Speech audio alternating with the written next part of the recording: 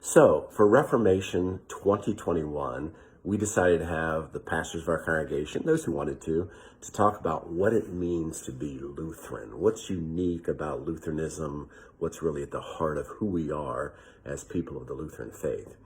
For me, to be Lutheran is to be edgy. Not obnoxious, but edgy, fired up a lot. Like, for instance, you don't really want to live next to a Lutheran. If you have a neighbor, maybe a Methodist or Presbyterian, or better yet, a Mennonite would be a really good neighbor. But Lutherans are always stirring things up. I mean, you ever been to a Synod assembly for the Lutheran Church? Somebody's always asking a question doing this. That's because we are very concerned and very fired up about making sure that the gospel is present everywhere. In the Reformation, they had this phrase that they sort of used about the church, and they called the church semper reforma. That's Latin.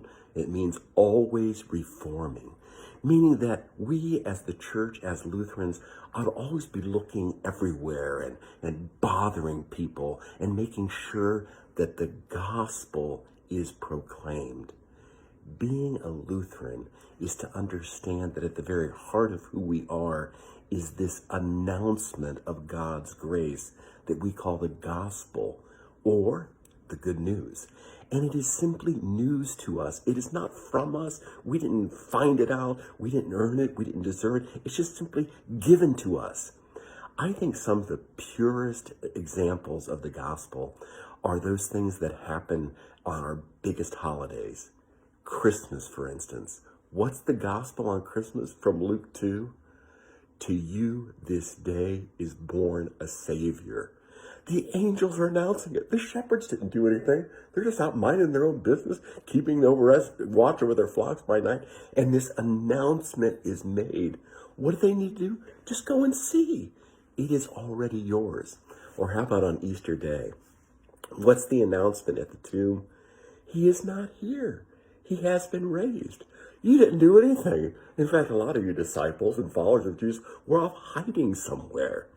The gospel is this pure announcement that God simply loves us. It's unconditional love. We don't deserve it. It's just ours.